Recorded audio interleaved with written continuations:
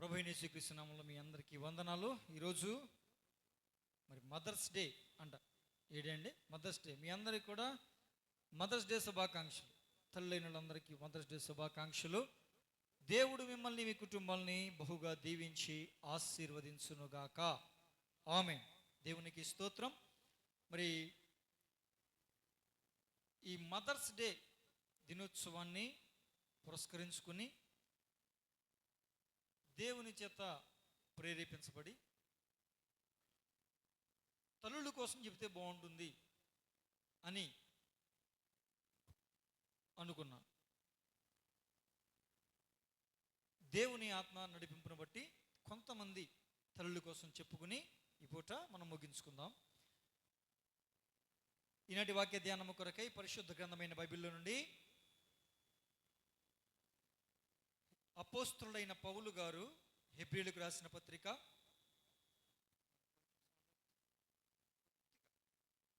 11వ అధ్యాయం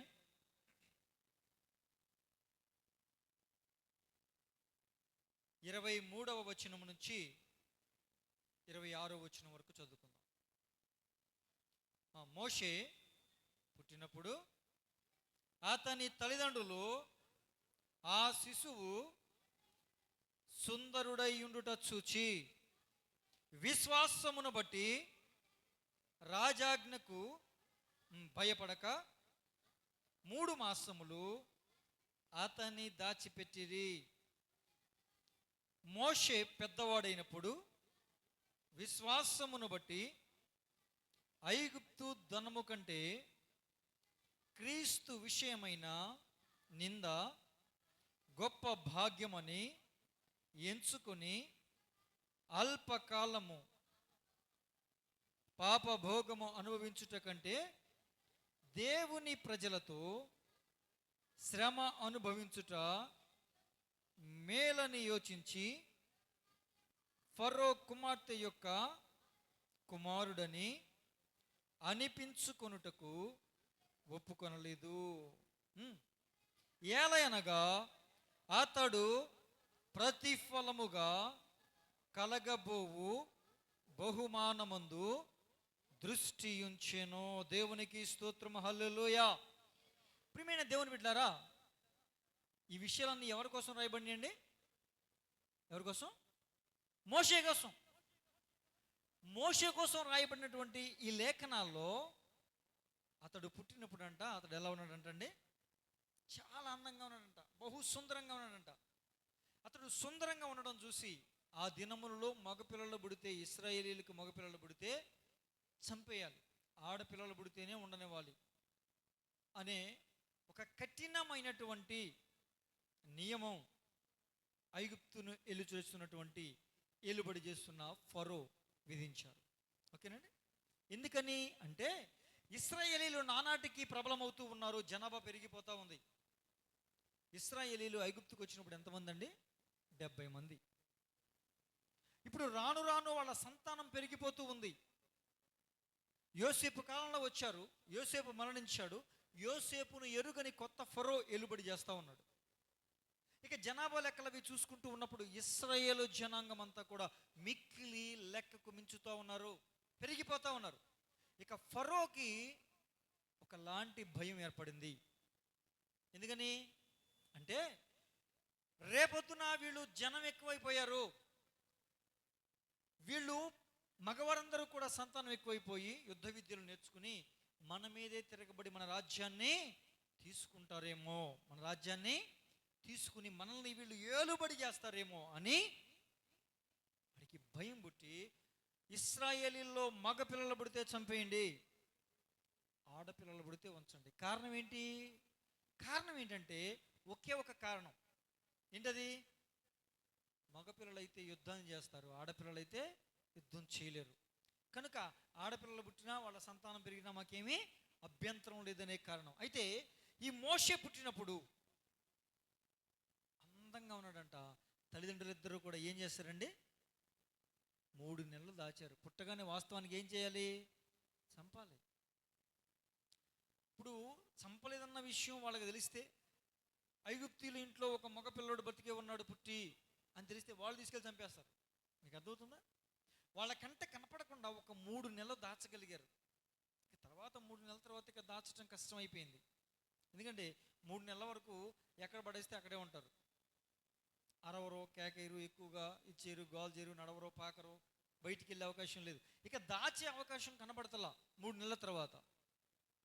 ఇక ఏం చేయాలో అర్థం కాక తల్లిదండ్రులు ఇద్దరు కూడా విశ్వాసమును బట్టి దాచారు. దీన్ని బట్టి మీరు ఈ విషయాన్ని గుర్తుపెట్టుకోవాలి. దీన్ని బట్టి అండి, విశ్వాసాన్ని బట్టి దాచారు. ఇప్పుడు ఇక పెద్దవాడు అవుతున్నాడు కాబట్టి దాచడం కష్టమైపోతుందని వాళ్ళు ఆలోచన చేసుకుని, చంపడం ఇష్టం లేక, కన్న కొడుకుని చంపుకోవడం ఇష్టం లేక ఏం చేశారంటే ఒక పెట్టె తయారు చేశారు. ఏం చేశారండి? ఒక పెట్టె తయారు చేసి, జమ్ము పెట్టి తయారు చేసి దానికి కీలు పూశారు. కీలు అంటే ఏంటి? తారు అంటే నీళ్లు లోపలికి వెళ్ళకుండా కీలు పోస్తారు. ఇక నీళ్లు లోపలికి వెళ్ళవు. కీలు పూసి ఆ పెట్టెలో మోషేని పెట్టి, నా కొడుకు ఎక్కడున్నా క్షేమంగా ఉంటే చాలు, బతికి ఉంటే చాలు, నా కళ్ళ ముందు చనిపోతే నాకు చాలా బాధ అని జమ్ము పెట్టెలు పెట్టి నైల్ నదిలో వదిలేశారు. ఈ విషయాన్నంతా చూస్తుంది అక్కైన మిర్యాము. ఎవరండి? అక్క మిర్యాము. చూస్తూ ఉంటే జమ్ము పెట్టెలు వదిలేసి ఏడ్చుకుంటూ ఇంటికి వెళ్ళిపోయింది తల్లి. కానీ అసలు ఏంటి, మా తమ్ముడు ఏమవుతాడు? పెట్టెలో పెట్టారు సరే, కనుచూపు వరకు నేను చూసుకుంటూ వెళ్దాం, వీలైనంత వరకు చూసుకుంటూ వెళ్దామని ఆ నది ఒడ్డు నడుచుకుంటూ, ఆ పెట్టే ప్రవాహానికి వెళుతూ ఉంటే నది ఒడ్డు నడుచుకుంటూ దాన్ని చూసుకుంటూ వెళుతుంటే కొంత దూరం వెళ్ళిన తర్వాత అక్కడ ఫరో కుమార్తె స్నానం చేయడానికి వచ్చింది. ఎవరితో? చెలికత్తెలందరితో స్నానం చేయడానికి వస్తే, స్నానం చేస్తూ ఉన్న క్రమంలో ఈ నైలు నది అంటే, నది నీరు అంటే ఖచ్చితంగా ఒడ్డున ఏముంటాయండి? చెట్లు, మొక్కలు ఏ ఒకటి ములుస్తాయిగా. ఆ నీళ్ళకి ఆ పెట్టి అక్కడ ఆగిపోయింది. ఇక ప్రవాహంలో వెళ్తలా, ఆగిపోయింది. ఆగిపోయిన కారణం చేత ఇక ఈ లోపల ఉన్నది ఎవరో? చిన్నపిల్లడు. ఈ చిన్నపిల్లడు ఏం చేస్తున్నాడు? ఏడుస్తున్నాడు. ఏం చేస్తున్నాడండి? ఏడుస్తున్నాడు. అరుపులు వినపడుతున్నాయి. ఫరో కుమార్తెకి డౌట్ వచ్చింది, అరే ఎక్కడో అరుపులు వినపడుతున్నాయి ఏంటి అని. అలాగా చెలికత్తెలు పిలిచి, ఇక ఎక్కడో అరుపులు పడుతుంది, అక్కడ ఏముందో చూడండి అంటే వెళ్ళారు చెలికత్తెలు. ఆ పెట్టెలో బాబు ఉన్నాడు అని చెప్పాడు. వెంటనే తీసుకురండి అంది. తీసుకొచ్చారు. చూస్తే ఎంత అందమైన వ్యక్తి అంటే, నా తండ్రి ఆజ్ఞ ప్రకారం ఈ పిల్లోడిని ఏం చేయాలండి? చంపేయాలి. కానీ ఆ పిల్లవాడి యొక్క సుందరం అందాన్ని చూసి ముగ్ధురాలైపోయి వీడిని చంపడానికి ఇష్టం లేదు. వీడిని చంపడానికి ఏం లేదండి, ఇష్టం లేదు. మరి ఏం చేయాలి అని ఆలోచన చేసి, నేను పెంచుకుంటా, నా కొడుకుగా పెంచుకుంటాను, నా కోసం విని అంతఃపురానికి తీసుకెళ్దాం అనగానే ఆ మాట ఒడ్డునున్నటువంటి ఎవరు విన్నారు? మోషే అక్కైన మిర్యాం వింది. వినగానే పరిగెట్టుకుంటా రాజకుమార్తె దగ్గరికి వచ్చి, రాజకుమారి, ఈ బాబుని నీ కోసం పెంచడానికి యూతుల్లో నుంచి ఒక ఆడ మనిషిని తీసుకురమ్మంటావా అని అడిగింది. మీకు అర్థమైందండి? అంటే చెలికత్తెలు లేరా, నాకు పనికత్తెలు లేరా, ఎంతమంది ఉన్నారు, మేము పెంచుకోలేమా, యూతుల్లో నుంచి ఆడవాళ్ళు కావాలా, అవసరంలా అని అనలా. సరే తీసుకురా అంటే ఎవరిని తీసుకొచ్చింది తెలుసా? కన్న తల్లిని తీసుకొచ్చింది. హల్లెలూయా, హల్లెలూయా. ఈ ప్రపంచంలో తన కన్న బిడ్డకి ఏమండి పని మనిషిగా పెంచి జీతం పుచ్చుకున్న ఏకైక వ్యక్తి నాకు తెలిసినంత వరకు యొక్కబెతు. హల్లెలూయా. మోషే తల్లి అయినా యొక్కబెతు. జీతానికి జీతం వస్తుంది, కన్న కొడుకుని కళ్ళారా తనువార పెంచుకుంటుంది. దేవునికి స్తోత్రం, హల్లెలూయా. అయితే ఈరోజు ఈ యొక్క మదర్స్ డే రోజున, తల్లుల దినోత్సవం రోజున ఎందుకని ఈ సందర్భాన్ని ఎత్తుకొచ్చానంటే, ఇక్కడ వరకు అందరికీ తెలిసిన విషయమే, ఇక్కడ నుంచి అసలు మనం మాట్లాడుకోవాల్సిన విషయం అంటే, ఒక తల్లి తన పిల్లల్ని ఏ విధంగా పెంచాలి, అనుకూల పరిస్థితుల్లో కాదు, ప్రతికూల పరిస్థితుల్లో కూడా తన పిల్లల్ని ఒక తల్లి ఏ విధంగా పెంచాలి అనే విషయాన్ని మనం ఈ పూట నేర్చుకోవాలి. దేవునికి స్తోత్రం, హల్లెలూయా. ఇప్పుడు ఆ బాబుని పెంచడానికి తీసుకొచ్చారు, బాగానే ఉంది, పెంచుతున్నారు. ఆ రాజకుమారి కానీ చెలికత్తెలు కానీ ఐగుప్తులు కానీ ఉన్నప్పుడల్లా ఏం చేస్తుంది? హాయ్ బుజ్జి, హాయ్ కన్నా, లాయి అంటది. అర్థమవుతుందండి? వాళ్ళు ఎవరూ లేనప్పుడు, రే నాన్న, ఈ ప్రజలు మన ప్రజలు కాదు, మన దేవుడు వేరు, మన ప్రజలు వేరు, మనం ఇశ్రాయేలీలం, మన దేవుడు ఇశ్రాయేలు దేవుడు జీవము కలిగిన వాడు, మనల్ని అనేక సంవత్సరాలుగా జీవింపజేస్తున్నవాడు, మన దేవుడు మాట్లాడేవాడు, ఉనికి కలిగినవాడు, మన దేవుడు ప్రార్థనలు విని కార్యాలు చేసేవాడు. మనము ఈ ప్రాంతానికి, ఈ దేశానికి చెందిన వారం కాదు, వీళ్ళు మన ప్రజలు కాదు అని చెబుతూ వస్తుంది. ఏమంటే ఈ క్రమంలో అటు చెబుతున్న క్రమంలో ఏం జరుగుతుంది? వాళ్ళు వస్తే మళ్ళీ ఏం చేయాలి? చూసేవా మీ అమ్మ మమ్మీ అని పిలు అని ఎక్కడ చూపిస్తుంది? రాజకుమారుని చూపిస్తుంది. ఓ బాగా పెంచుతుంది, very good very good, hi కన్నా అనుకుంటూ పోతుంది. మళ్ళీ వెళ్ళిందో లేదో మరలా మొదలు. ఇలా ప్రతికూలమైన పరిస్థితిలో ఏమండి చిన్నపిల్లోడు ఏదో ఒక సమయంలో నా కొడుగ్గా పెంచండి అంది కాబట్టి దగ్గర తీసుకుంటుందా తీసుకోదా? ఫరో కుమార్తె చెప్పాలి, తీసుకుంటుందా? తీసుకున్నప్పుడు ఆ చిన్నపిల్లోడు వెంటనే మమ్మీ మమ్మీ ఆ అమ్మ తప్పుతుంది, ఆయమ్మ చెప్తుందో దాదిమ్మ చెప్తుందో ఏదో ఒకటి, ఆ అమ్మ చెప్తుంది ఈ దేశ ప్రజలు మనోళ్ళు కాదంట. నిజమేనా అని అన్నాడు అనుకోండి, ఎక్కువైతే పరిస్థితి ఏంటి? వాడికి ఏం తెలుసు? చిన్నపిల్లాడు కదా మోషే అప్పుడు, అవునా కదండి?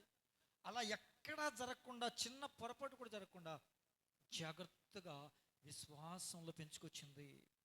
ఎవరి కోసం? ఇశ్రాయేలు జనాంగం కోసం, దేవుని పని నిమిత్తం పెంచుకొచ్చింది. దానికి ఎంత కష్టపడి ఉండాలండి, అవునా కాదండి? ఎంత ప్రయాసపడి ఉండాలి, ఎంత ఇబ్బంది పడి ఉండాలి, అవునా కాదండి? ఎంత ఇబ్బంది పడి ఉండాలి? ఒకటా రెండా అండి? ఎన్ని ఇబ్బందులు పడితే కానీ ఆ విధంగా పెంచే అవకాశం ఉంటుంది. ఇప్పుడు విశ్వాసమును బట్టి వాళ్ళు దాచారు, తర్వాత పెంచారు. ఓకేనండి, అంతవరకు ఓకే. ఇప్పుడు అదే విశ్వాసమును బట్టి అంటాడు అక్కడ,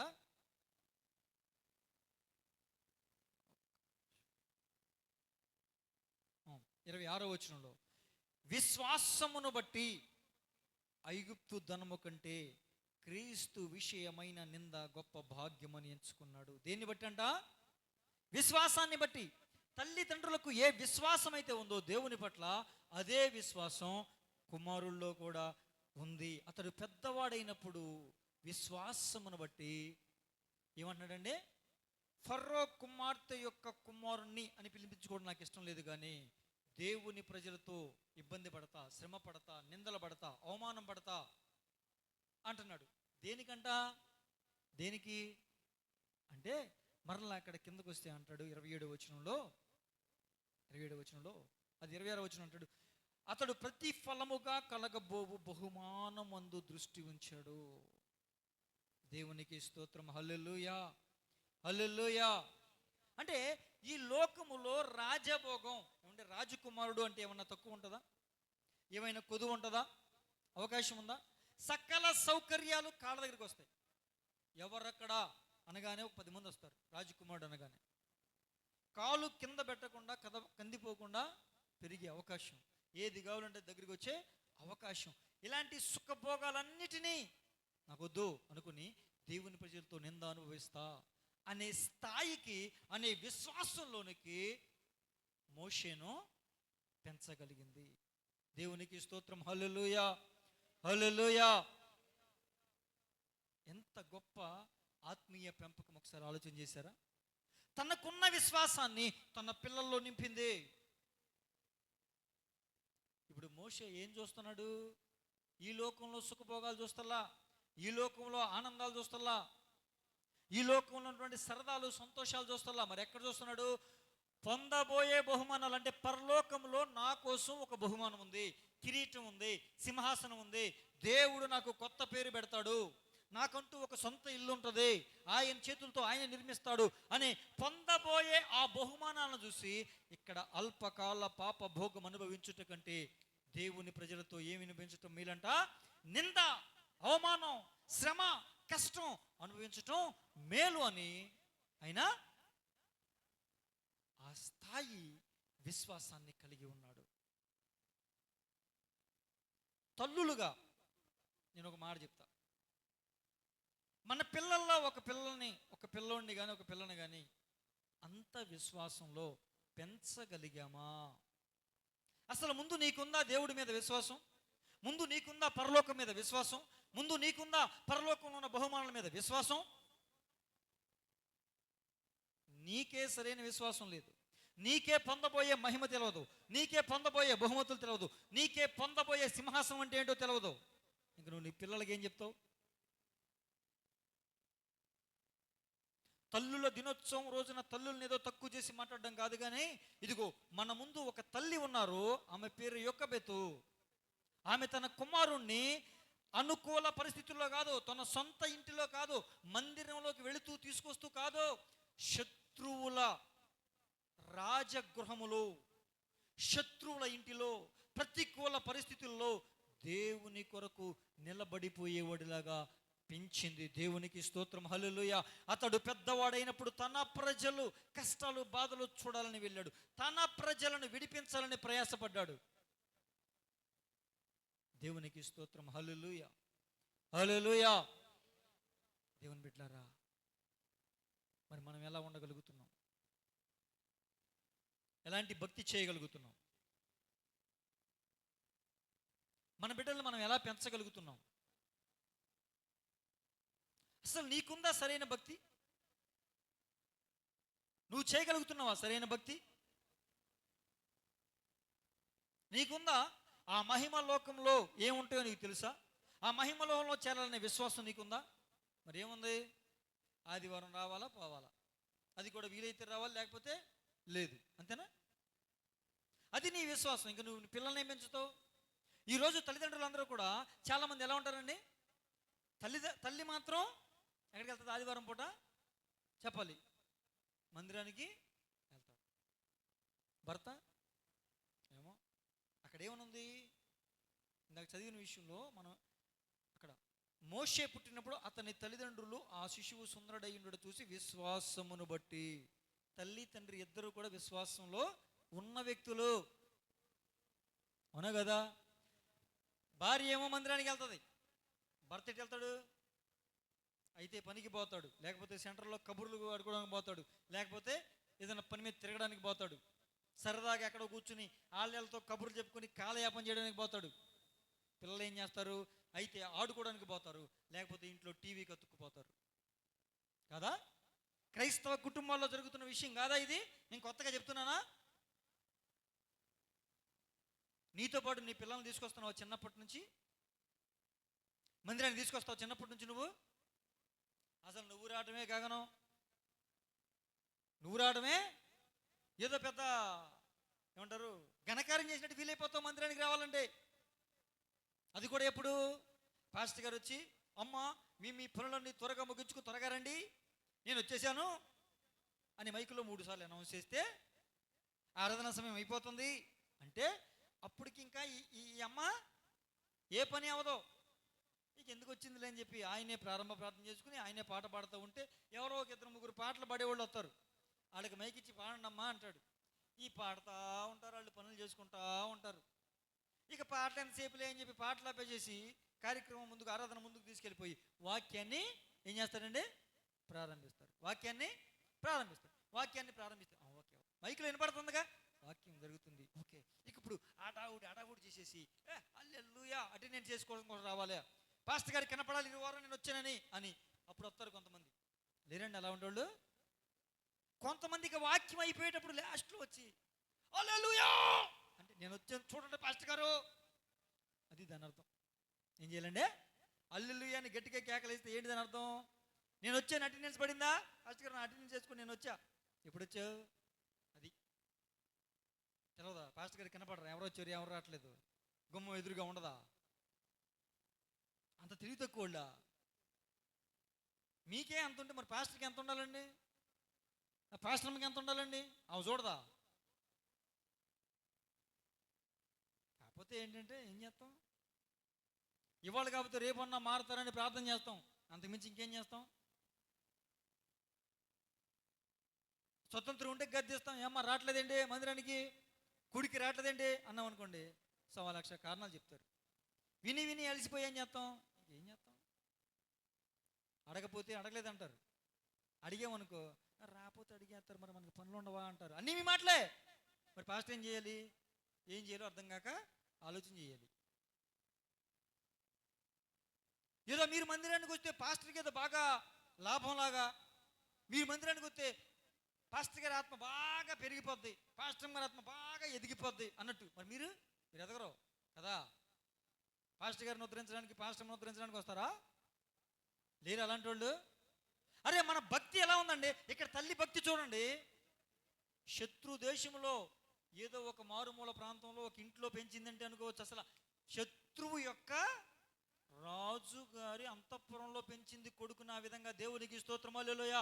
ఎంత విశ్వాసం ఉంటే ఆ విధంగా పెంచుద్దండి, ఆ విధంగా పెంచుద్ది. అది పెద్దవాడైనప్పుడంట విశ్వాసమును బట్టి నాకు పొందబోయే బహుమతులు ఉన్నాయి, కిరీటాలు ఉన్నాయి, మహిమ ఉంది, సింహాసనం ఉంది. నా కోసం ఒక కొత్త పేరు తయారు చేశాడు, అది ఎవరికి తెలియదు. ఆ రోజు నన్ను పిలుస్తాడు, నా కోసం బంగారంతో ఇల్లు కడుతున్నాడు. మన ఇంటి పక్కన సిమెంట్ రోడ్డు ఉంటే ఎంత ఫీల్ అయిపోతాం? ఏమనుకున్నారు? మా ఇంటి పక్కన సిసి రోడ్డు అండి, సిమెంట్ రోడ్డు, మట్టి రోడ్డు కాదు మా ఇంటికాడ అని చెప్పుకుంటాం లేదా? చెప్పుకోరా మీరు? చెప్పుకుంటాం లేదా? నేను అంటాను, పరలోకంలో మన ఇంటి ముందు ఏ రోడ్డు ఉంటుందండి? బంగారపు వీధులు. ఏ వీధులు? వీధి అంటే దారేగా, సందేగా, రోడ్డేగా. ఓ నాయన తార్ రోడ్, ఆ మెయిన్ రోడ్డు పక్కన ఇల్లు ఉందనుకోండి, అని పట్టుకోలేము. ఏంటనుకుంటున్నారు? మెయిన్ రోడ్డు పక్కన తార్ రోడ్లోంచి అలా అడిగేస్తే మా ఇంట్లో ఉంటాం. సీసీ రోడ్, సిమెంట్ రోడ్లోంచి ఇలా అడిగేస్తే మా ఇంట్లో ఉంటాం. మరి బంగారపు వీధులు నానా. ఏ వీధులు? బంగారం మీద నడుచుకుంటూ మన ఇంట్లోకి వెళ్తాం. మరి దాని మీద దృష్టి ఉండాలా వద్దా? అసలు ఆ విషయం తెలుసా? తల్లులారా తెలుసా మీకు? ఎంతమంది తెలుసు? ఎంతటి విశ్వాసంలో ఉన్నారు మీరు? మీ పిల్లల్ని ఎలా పెంచగలుగుతున్నారు? ఆడుకుంటానంటే పంపించేస్తారు. డబ్బులు ఇచ్చి ఎక్కడ పంపిస్తారండి? ఆడుకోవడానికి. ఏమన్నా కొనుక్కుని తినేరా? అలసిపోతావు ఆడుకుని. మందిరానికి వస్తే బాగుపడిపోతావు, అటు వెళ్తే బాగా ఆడతావు. ఇప్పుడు అక్కడ ఆడతాడు, తర్వాత ఏం చేస్తాడు? నీ మాట ఉండవు. అప్పుడు లబ్బో దిపో, పాస్టర్ గారు మరి ప్రార్థన చేయండి అయ్య గారు, మరి మా పిల్లోడు మాట ఎంట్లా. ఎందుకు అంటాడు? బాలుడు నడవవలసిన త్రోవను మీరు వారికి నేర్పించాలి. పెద్దవాడైనప్పుడు వాడు తొలగిపోడు. నేర్పించాల్సిన సమయంలో నేర్పించాలి. ఆ నేర్చుకునేటప్పుడు కూడా నేర్చుకునేవాడు జాగ్రత్తగా నేర్చుకోవాలి. ఏదో వచ్చామా పోయామా, తల్లి పోరు పడలేక, తండ్రి పోరు పడలేక, లేకపోతే రే ఈ పూట మందిరానికి రాలేదా, సాయంత్రం పూట నీకు డబ్బులు ఇవ్వను, 10 రూపాయలు కావాలా నీకు, డ్రింక్ తాగుతావా, అయితే చెత్తిగా లంచం ఇచ్చి తీసుకొచ్చే తల్లులు కొంతమంది ఉన్నారు. పోనీ అలాగన్నా తీసుకొస్తున్నారు, కొంతమంది అసలు తీసుకురారుగా. యెహోవా మందిరములో ఒక దినము గడుపుట చెప్పాలి ఎంతండి? 1000 దినముల కంటే, మరి ఒక రోజు గడుపుట 1000 దినముల కంటే శ్రేష్టం అయితే, నేను అంటాను ఒక గంట గడుపుట 1000 గంటల కంటే, మరి 1 నిమిషం గడుపుట చెప్పాలి. మీరు 1 నిమిషం గడుపుట 1000 నిమిషముల కంటే. అంటే మందిరములోనికి నువ్వు 1 నిమిషం ఆలస్యం అయ్యావంటే 1000 నిమిషాల కంటే ఎక్కువైన ఆశీర్వాదం నువ్వు కోల్పోయినట్టేగా. నేను చెప్పేది అది. అలాంటి మందిరానికి కూడా తీసుకురాని తల్లిదండ్రులు ఎంతో మంది ఉన్నారు. కొంతమంది అయితే తల్లిదండ్రులు రారండి, తల్లిదండ్రులు రారు. ఎవరిని పంపిస్తారు?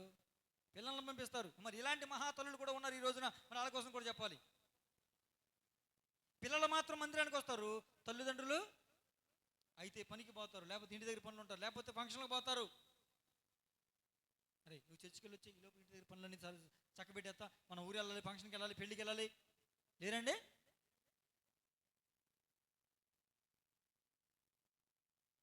ఓ తల్లుల దినోత్సవం రోజున తల్లులారా, ఎలాంటి భక్తి చేస్తున్నారు మీరు? ఏ విశ్వాసంలో ఉన్నారు మీరు? ఎంతటి విశ్వాసాన్ని కలిగి ఉన్నారు మీరు? ఏ విశ్వాసాన్ని మీ పిల్లలకి నేర్పగలిగారు, నేర్పగలుగుతున్నారు? ఒకసారి ఆలోచించమని నేను మీకు మనవి చేస్తా ఉన్నాను. దేవునికి స్తోత్రం, హల్లెలూయా. ఏమంటే అంతటి విశ్వాసాన్ని కలిగి ఉండడానికి ఎంతలాగా తల్లి చిన్నప్పటి నుంచి పెంచుండాలి, విశ్వాసాన్ని నూరిపోసి ఉండాలి. ఉగ్గు పాలతో ఆ విశ్వాసాన్ని నూరిపోస్తే కదా ఆ విధంగా అవుతుంది. అవునా కాదండి? పోనీ యొక్కబెత్తికి ఎంతమంది అండి పిల్లలు తెలుసా? ఎంతమంది అండి? మోషేకి ఎంతమంది అండి సిబ్లింగ్స్, తోబుట్టులు ఎంతమంది? ఇద్దరండి. ఎవరు తెలుసా? అహరోను, మిరియాము. ఇప్పుడు నేను మరలా చెప్తున్నా, ముగ్గురు పిల్లల్లో ఒక్కళ్ళని కూడా మిస్ చేయలే యొక్కబెత్తు. అంత గొప్ప తల్లి. ముగ్గురు పిల్లల్లో ఒక్కరిని కూడా భక్తిలో పెంచడంలో మిస్ అవ్వలా. ముగ్గురిని సమానంగా పెంచింది. మీకు అర్థమైందా? ముగ్గురిని ఒకేలాంటి భక్తిలో పెంచింది. కొంతమంది ఉంటారు, ఇంట్లో ఇద్దరు పిల్లలు ఉన్నారనుకోండి, ఒకళ్ళు ఒక భక్తి, ఇంకొకళ్ళు ఇంకో భక్తి, ఒకళ్ళు కొంతవరకు విశ్వాసం, ఇంకోళ్ళు కొంతవరకు విశ్వాసం. అలా కాదు, వీళ్ళ ముగ్గురు కూడా ఇశ్రాయేలు జనాంగంలో టాప్ రేంజ్లో ఉన్నారు. హల్లెలూయా, హల్లెలూయా. మోషే గారి గురించి మనం ప్రత్యేకంగా చెప్పాల్సిన అవసరం లేదు. ఈ రోజు కూడా ద బెస్ట్ లీడర్ ఎవరంటే ఎవరి పేరు చెప్తారండి? మోషే గారు. సరైన నాయకత్వం, నాయకుడు ఎవరంటే పేరేంటి? మోషే. ఇక ఆయన కోసం మనం చెప్పాలా? తగ్గించుకునే దగ్గర తగ్గించుకుంటాడు, హెచ్చించుకునే దగ్గర హెచ్చించుకుంటాడు. ఎక్కడ తగ్గాలో, ఎక్కడ హెచ్చాలో, దేవుని దగ్గర నుంచి ఎలా పొందుకోవాలో, దేవుని కోపానికి ఎలా అడ్డుపడాలో, దేవుని ఉగ్రతను ఎలా ఎదుర్కోవాలో, దేవుని ఉగ్రతలో నుంచి ప్రజలను ఎలా కాపాడాలో, ఇలాంటివన్నీ కూడా మోషేకు వెన్నతో పెట్టిన విద్యలాగా తయారైపోయి అంతటి భక్తిపరుడు. దేవునికి స్తోత్రం. అంత మాత్రమే కాదు, దేవుని చేత ఒక మంచి సర్టిఫికేట్, మంచి బిరుదు పొందినవాడు ఎవరండి? మోషే గారు. ఏమన్నాడు దేవుడు? ఇతడు నా ఇల్లంతటిలో నమ్మకమైన వాడు. దేవునికి స్తోత్రం, హల్లెలూయా. ఏమండి, నమ్మకమైన వాడు అని పేరు పొందాలంటే అంత ఈజీయా? మీరు చెప్పాలి. అంత ఈజీయా అండి? అంత సులువా అండి? ఇతను నమ్మకస్తుడు అని అనిపించుకోవాలంటే మనల్ని ఎంతలాగా పరిశీలన చేస్తే అంటారు? అలాంటి దేవుని దృష్టికి, దేవుని నోట నుంచే ఇతడు నా ఇల్లంతటిలో నమ్మకస్తుడు అని పిలువబడాలి అంటే, అని అనిపించుకోవాలంటే మీరు ఆలోచన చేయండి. ఎంతలాగా మన జీవితాన్ని కలిగి ఉంటే సాక్షాత్తు దేవుడు ఆ మాట చెప్పగలడు? చెప్పాడా? ఇప్పుడు ఇంతలాగా నమ్మకత్వాన్ని కలిగి ఉండడానికి మోషే పడిన ప్రయాస, మోషే పడిన కృషి, మోషే కలిగి ఉన్న విశ్వాసం, మోషే దేవునితో నడిచిన నడక, ఇవన్నీ కూడా ఉన్నాయి. అర్థమవుతుందండి? అవి అంతలాగా ఏర్పడడానికి చిన్నప్పుడు ఉగ్గుపాల నుంచి కూడా తన తల్లి పెంచిన పెంపకం కాదా అని నేను అడుగుతున్నా. అవునా కాదండి? ఎలా తెలిసాయి? ఉగ్గుపాలతోనే ఎలా తెలిసాయి అవన్నీ? తన తల్లి కదా పెంచింది, తన తల్లి కదా చెప్పింది, తన తల్లి కదా మొత్తం అని వివరించింది. అరే, పరలోకం గురించి, బహుమతుల కోసం, సింహాసనం కోసం, కిరీటాల కోసం, పొందబోయే బహుమానాల కోసం ఇప్పుడు శ్రమ పడినా పర్వాలేదు అనే స్థాయి భక్తి ఆ కాలంలోనే మోషే తల్లి చేయగలిగింది. అప్పటికి కొత్త నిబంధన ఉందా? మనకి చెప్పారా? పౌలు గారు పత్రికల్లో రాశారు. ఏమండి? కొత్త నిబంధన సంఘానికి. అప్పటికి ఇంకా పాత నిబంధన లేదు. అది జరిగినప్పుడు పాత నిబంధన ఇంకెవలా అప్పటికి. అవునా కాదండి? ధర్మశాస్త్రము లేని కాలములోనే పొందబోయే మహిమను చూసింది, పొందబోయే కిరీటాలు చూసింది, పొందబోయే బహుమతుల మీద తన దృష్టి ఉంచింది. అంత మాత్రమే కాదు, తన పిల్లలు కూడా ఆ మహిమలో ఉండాలని కోరుకుంది. హల్లెలూయా. తన పిల్లలు కూడా ఆ మహిమలో బహుమతులు పొందాలని కోరుకుంది. హల్లెలూయా. తన పిల్లలు కూడా ఆ మహిమలో సింహాసనాలు పొందుకోవాలని కోరుకుంది. హల్లెలూయా. ఈ విషయాలన్నీ మరి ధర్మశాస్త్రము కూడా లేని కాలంలో ఎవరు చెప్పారు? ఆదాము దగ్గర నుంచి కూడా ప్రభు అయిన యేసయ్య ఆదాముకు చెప్పాడు. ఆదాము దగ్గర నుంచి హనోకు, అలాగా హనోకు దగ్గర నుంచి నోవహు, ఇలా ఒకరి తర్వాత ఒకరికి ఆ విషయాలన్నీ తెలుస్తూ వచ్చాయి. యోధా పత్రికలో ఆ మాట రాస్తారు ప్రభువారు. ఆదాము మొదలుకొని 7వ వాడైన హనోకు వరకు దేనికోసం చెప్పారంట? దేనికోసం ప్రకటించారంట? రాకడ కోసం, బహుమతుల కోసం, సింహాసనాల కోసం ప్రకటించారు. మరి ఎవరు చెప్పారు? ఆదాముకి ఎవరు చెప్పారు? ఆదాముతో మాట్లాడింది ఎవరు? దేవుడేనా? ప్రతిరోజు చల్లపూట వచ్చేవాడా? ఏం చేసాడు? వచ్చి ఎరా నాన్న బాగున్నావా ఆ చెట్టు పండు ఎంత ఉంది, ఎలా ఉంది, బాగుందా, ఈ చెట్టు పండు నీకోసమే బాగుందా, ఇదిగో ఈ కాయలు నీకోసమే బాగున్నాయా, ఇదిగో అవి నీకోసమే బాగున్నాయా, ఆ పువ్వులు ఎలాగ ఉన్నాయి, ఎంత బాగా చేసా, ఇవ్వండి మాట్లాడేది దేవుడు. ఆదాము రాకడ కోసం ప్రకటించాడు, తీర్పు కోసం ప్రకటించాడు అని యోధపత్రికలో రాశాడంటే ఖచ్చితంగా రాకడ కోసం, తీర్పు కోసం, బహుమతుల కోసం, పరలోకం కోసం, మహిమ కోసం యేసయ్య ఆదాముకు చెప్పాడా లేదా?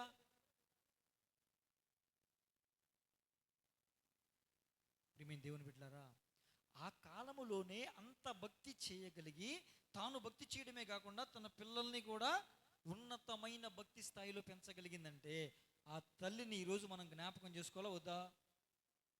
తల్లుల దినోత్సవం అని చెప్పుకుంటున్న మదర్స్ డే రోజున ఆవిడని జ్ఞాపకం చేసుకోవాలా వద్దా? అందుకని happy mother's day mummy, I love you, hallelujah, cake తెచ్చి కట్ చేసి మొహాన్ని కొట్టి ఇదా? తల్లిదండ్రులు చెప్పిన మాట వినండిరా బాబు.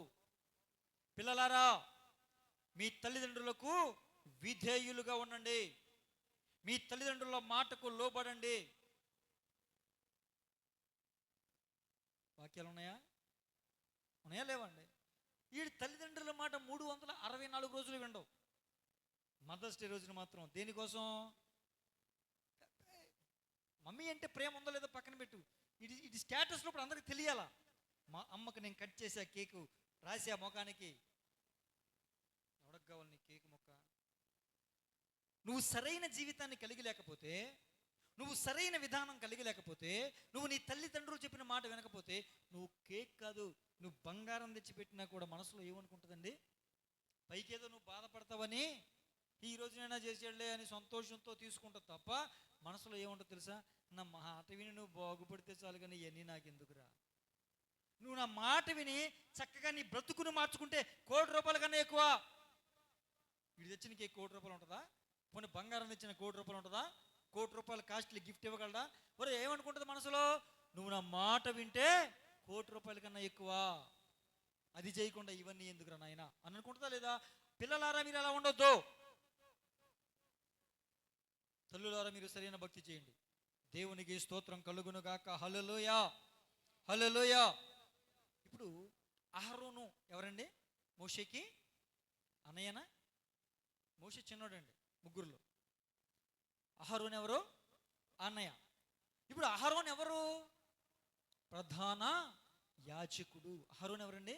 ప్రధాన యాజకుడు. ప్రధాన యాజకుడు. మోషేకి తనకు తోడుగా ఉన్నవాడు, దేవుని చేత తోడుగా ఇవ్వబడినవాడు.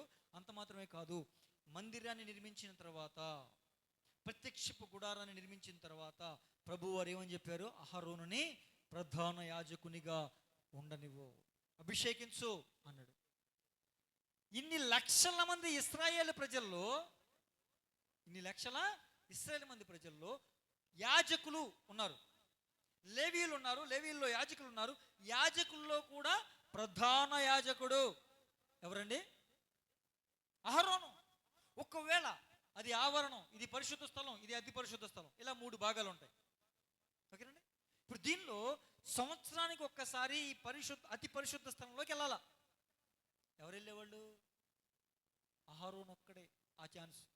ప్రధాన యాజకుడికి ఒక్కడికే కరుణాపీఠంలో దేవుని దగ్గరకు వెళ్ళే, ఆ కరుణాపీఠం మీద దేవునితో సహవాసం చేయగలిగే, మాట్లాడగలిగే, దేవుని చేత జవాబును పొందగలిగే ఆ భాగ్యం ఎవరికండి? అహరోనుకి. ఇప్పుడు మీరు చెప్పండి, ఇన్ని లక్షల మందికి లేని భాగ్యం అహరోనుకు వచ్చిందంటే అహరోను ఒక్కడి చేసిన భక్తా? తల్లి పెంచిన పెంపకమా?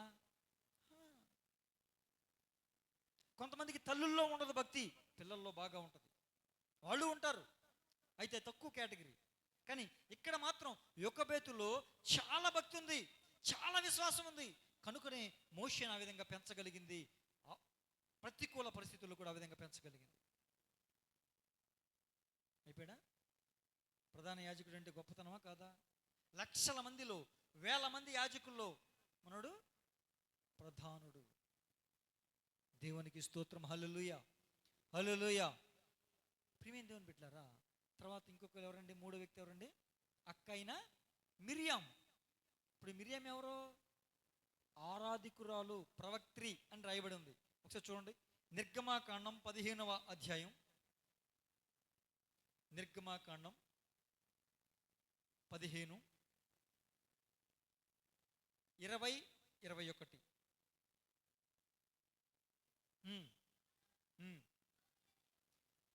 అహరోను సహోదరియు ప్రవక్త్రియునకు మిరియాము తంబుర చేత పట్టుకుని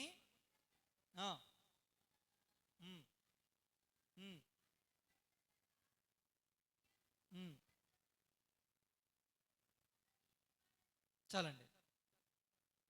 దేవుని బిడ్డలారా, ఇక్కడ మిర్యాము అనే ప్రవక్త్రి అని రాయబడింది. ప్రవక్త అంటే ఎవరు? పురుషుడు. ప్రవక్త్రి అంటే ఎవరు? స్త్రీ. ఇప్పుడు ఆమె కూడా గొప్ప దైవ సేవకురాలు కిందే వచ్చిందా లేదా? ప్రవక్త్రి అంటే అవునా కదా? వచ్చింది. ఇప్పుడు లక్షల మంది ఇశ్రాయేలీల ప్రజల్లో స్త్రీలు ఎంతమంది ఉంటారు? వాళ్ళు కూడా లక్షల్లో ఉంటారు కదండి. ఇప్పుడు చాలామంది చెబుతున్న విషయం ఏంటంటే దాదాపు 30 లక్షలు. ఎంతమంది అండి? దాదాపు 30 లక్షల మంది ఇశ్రాయేల్ ప్రజల్లో 30 లక్షల మంది ఇశ్రాయేల్ ప్రజల్లో స్త్రీలు కూడా లక్షల్లోనే ఉంటారుగా. ఇప్పుడంట ఈమె తంబూరా చేత పట్టుకుని పాట ఎత్తిందంట. యెహోవా నా బలమా, యథార్థమైనది నీ మార్గం, పరిపూర్ణమైనది నీ మార్గం, యెహోవా అని పాట ఎత్తితే స్త్రీలందరూ కూడా రాయబడింది మాట అక్కడ. మిర్యాము తంబూరను చేత పట్టుకునను, స్త్రీలందరూ తంబురలతోనూ నాట్యములతోనూ ఆమె వెంబడి వెళ్ళగా. ఏమండి, ఆరాధనలో అన్ని లక్షల మందిని నడిపించడం అంటే మామూలు విషయమా? మీరు చెప్పండి, చెప్పాలి. ఈ రోజుల్లో ఆరాధన నడిపించడం అంటే పెద్ద విశేషం ఏం కాదండి.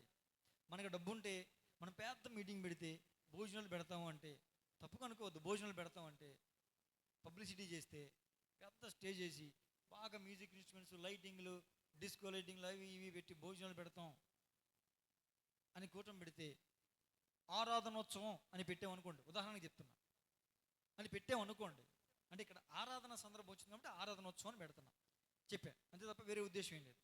పెట్టామనుకోండి, ప్రజలు ఎలా వస్తారు? తండోపతండాలుగా వస్తారు. ఇప్పుడు ఎందుకని? అన్ని రకాల వాయిద్యాలు అన్ని రకాలుగా ఉన్నాయి, సౌండ్ సిస్టమ్ సూపర్గా ఉంది, ఏమండి, లైటింగ్లు ఉన్నాయి, డిస్కో లైట్లు ఉన్నాయి, అవి ఉన్నాయి, ఇవి ఉన్నాయి, అన్నీ పెట్టాం. ఇప్పుడు ఇలాంటప్పుడు మంచి సౌండ్ క్వాలిటీతో ఎంత కేసర గొంతుకు వేసుకుని పాడినా ఆడక్కడ ఏం చేస్తాడు? మన వాయిస్ని మాడ్యులేషన్ చేసేస్తాడు, వినసొంపైన వాయిస్గా పెట్టేస్తాడు. పెడతాడా? ఇక ఇప్పుడు పాడుతుంటే వీళ్ళందరూ హల్లెలూయా. పెద్ద గొప్ప విషయమా అంటే? నేను తప్పు అని అంటలేదు, కానీ పెద్ద గొప్ప విషయమా అంటున్నా. అలాంటిది అసలు లైట్లు లేవు, సౌండ్ సిస్టమ్ లేదు, మ్యూజిక్ ఇన్స్ట్రుమెంట్స్ కూడా తంబురాలు తప్ప ఇంకేమీ లేవు, చేతి వాయిద్యాలు తప్ప కరెంటు వాయిద్యాలు ఏమీ లేవు, అవునా కదండి? ఆరే తంబుర చేత పట్టుకుని యెహోవా నా బలం అనగానే స్త్రీల గుంపు అంతా కూడా యెహోవా అనుకుంటా నాట్యం ఆడుతూ ఆమె వెనకాల పాడుతూ దేవుణ్ణి ఆరాధించారంటే ఆమె మీద దేవుని అభిషేకం లేకపోతే అంతలాగా దేవుని ఆరాధించే, తన్మయం చెందుతూ నాట్యం ఆడుతూ, పిచ్చ గెంతులు కాదు, డీజేలు పెట్టుకుని, డీజేలు అంటే వేరే సాంగులు అనుకున్నారు. ఈ మధ్య మన దాంట్లో కూడా తగలబడిందా ఆ సంస్కృతి? యేసు ప్రభు పాటలను కూడా డీజేలాగా పెట్టి డ్యాన్స్ చేస్తున్నారు. వద్దు, మరి దరిద్రం తగలబడిపోయింది. సాతానుగాడు లోకాన్ని తీసుకొచ్చి సంఘంలో పెట్టేస్తున్నాడు. అది గ్రహించినోడే, అది గ్రహించినోడే, అది గ్రహించకపోతే నాశనం. ఇష్టం వచ్చిన పిచ్చి గెంతులు కాదు, చక్కగా ఒక దేవుణ్ణి ఆత్మతో ఆరాధించేటప్పుడు తన్మయం చెంది మై మరచిపోయి దేవుణ్ణి నాట్యముతో ఆరాధించటం, అదేందండి? అలాంటి ఒక గొప్ప ఆరాధన ఇశ్రాయేలు జనాంగం అందరూ చేశారంటే ఆమె అభిషిక్తులలా కాదా? చెప్పాలి. అభిషిక్తులేనా? మరి అంతటి అభిషేకాన్ని పొందుకుంటే తప్ప అన్ని లక్షల మందిని ఆరాధనలో ఒకే తాటి మీద నడిపించే అవకాశం లేదు కదా. కొంతమంది చూడండి, సరైన సౌండ్ సిస్టమ్ లేదనుకోండి, ఒక 200 మందో 500 మందో ఉన్నారు అనుకుందాం,